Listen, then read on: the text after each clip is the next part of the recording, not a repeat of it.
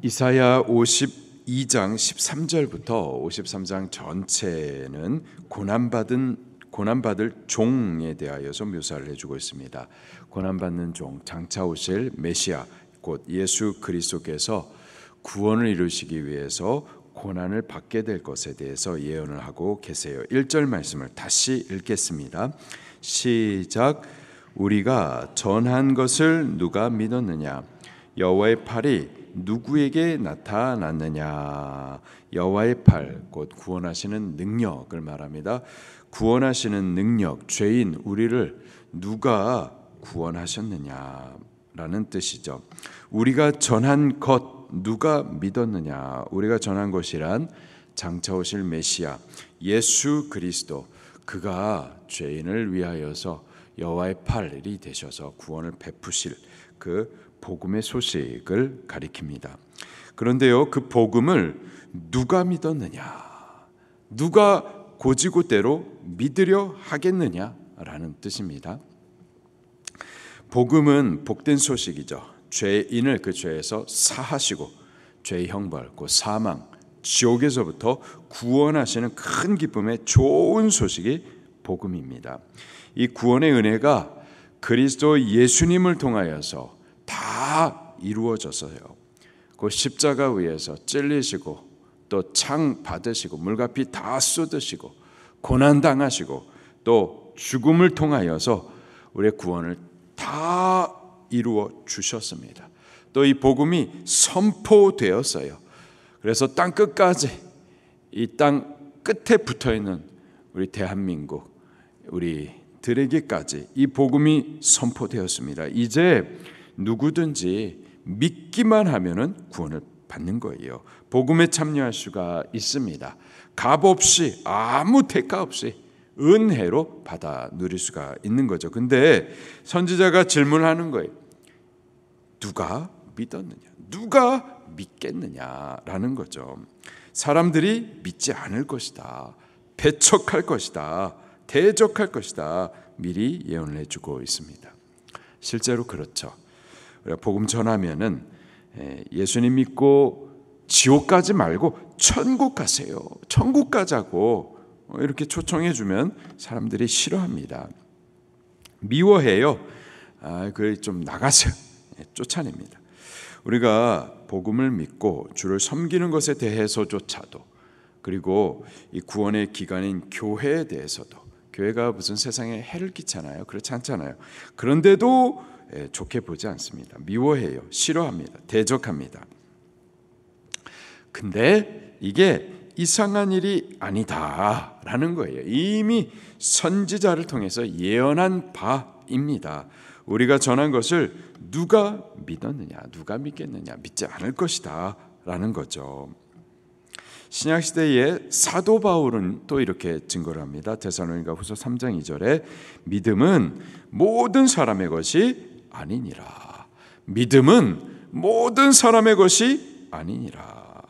우리에게 전해진 복음은 은혜의 복음입니다. 그리스도 예수님께서 십자가를 통해서 대속하신, 우리를 대신하여서 다 이루신 구원의 복음이에요. 아무 대가 없이, 공로 없이, 자격 없이 죄사함도 받고 영생을 얻게 해주시는 큰 기쁨의 좋은 소식이죠. 오직 믿기만 하면 돼요. 예수 그리스도를 믿기만 하면 그가 행하시고 이루신 그 구원을 우리는 은혜로 다 받을 수가 있는 거죠. 믿기만 하면 됩니다. 근데 이 믿음은 모든 사람의 것이 아니다라는 거예요. 모든 사람이 믿을 수 있는 것이 아니다라는 거예요. 모든 사람에게 전해진 복음입니다. 누구나 믿으면 구원을 받을 수가 있어요. 누구나, 유대인이건 이방인이건 미국 사람이건 중국 사람이건 아랍 사람이건 아프리카 사람이건 상관이 없습니다. 백인도 마찬가지고 흑인도 마찬가지예요.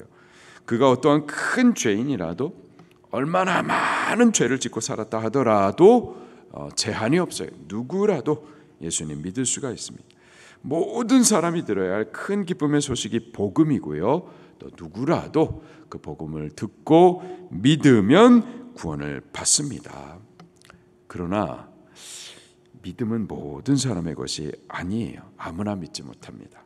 많은 사람이 믿지 않아요. 믿기를 거부하죠. 그것이 이사야가 예언한 바입니다. 누가 믿었느냐?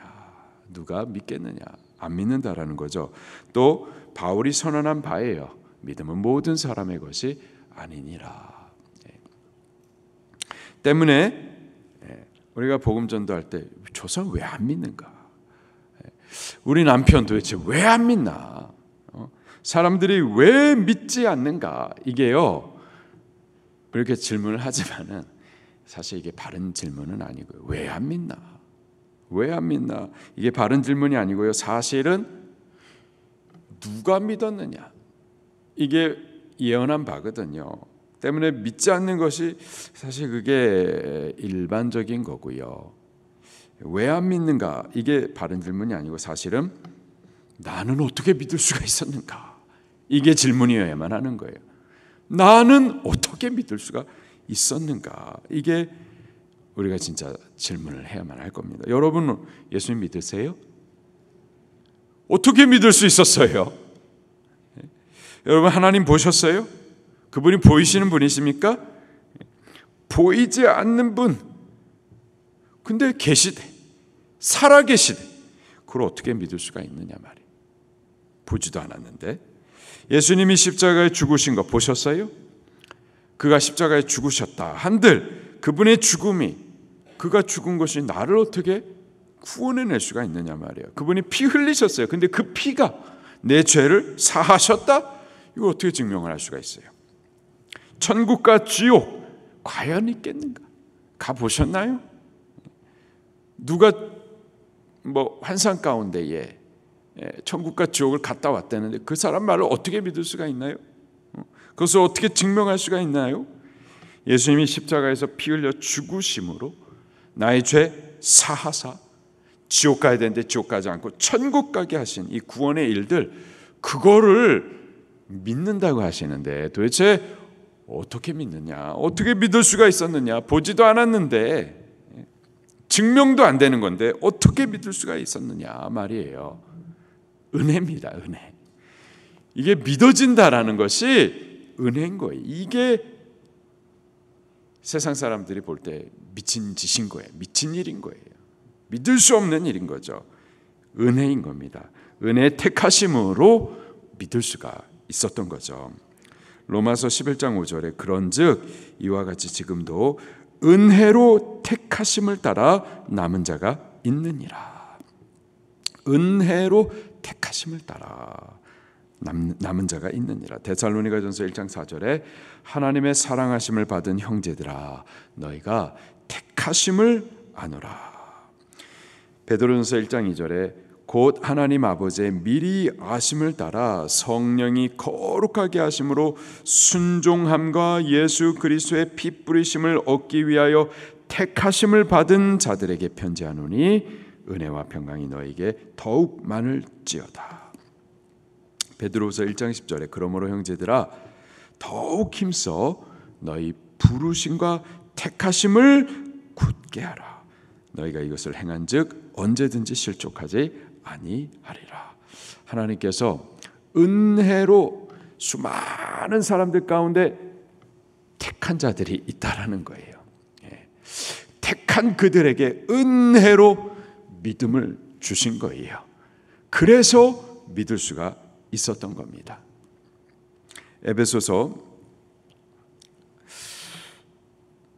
2장 8절에 기록하시기를 너희는 그 은혜에 의하여 믿음으로 말미암아 구원을 받았나니 이것은 너희에게서 난 것이 아니요 하나님의 선물이라. 이것은 이 믿음은 우리에게 구원 얻게 해주시는 이 믿음은 우리에게 난 것이 아니고 우리 안에 있었던 것이 아니라 하나님의 선물이라. 하나님께서 선물로 주신 거라는 거예요.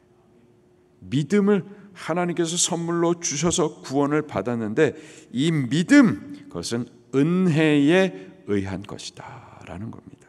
하나님께서 우리를 택하셔서 믿음을 은혜로 주셨던 거예요. 그래서 믿을 수가 있었던 겁니다. 그래서 믿었더니 또 구원을 주신 거예요. 우리 받은 구원은 전적인 하나님의 은혜로 된 겁니다. 이건 처음부터 끝까지, 시작부터 마지막까지 전적인 하나님의 은혜로 우리가 구원을 얻게 된 거예요. 에베소 2장 9절에 행위에서 난 것이 아니니 이는 누구든지 자랑하지 못하게 함이라. 우리 구원받은 것에 대해서요, 아무도 나를 자랑할 수 없어요. 내가 아니라 전적인 하나님, 그분의 은혜로 된 것이기 때문에 오직 감사만 할 뿐인 겁니다. 감사해서 예배하는 거고요, 감사해서 찬송하고 헌신하고 이 새벽을 깨워서 몸도 드리고 헌금도 하고 섬겨 봉사도 하고, 이 은혜의 복음을 사람들이 미워하고 싫어하고 나가세 쫓아내도 그래도 이 복음을 그렇게 전하는 사명하는 거죠. 우리가 하나님의 택하심을 입은 은혜 받은 하나님의 백성인 줄로 믿습니다. 이 받은 은혜가 모든 사람의 것이 아니에요. 모두의 것이 아니라 하나님께서 만민 가운데 택하신 적은 자들에게 베풀어 주신 구원입니다. 이 구원을 우리 감사하십시다. 그리고 존귀히 여깁시다. 그리고 감사함으로 우리도 주님을 기쁘시게 해드리는 삶을 살아드릴 수 있기를 예수님 이름으로 축원합니다. 말씀 붙들고 통성으로 기도하시겠습니다.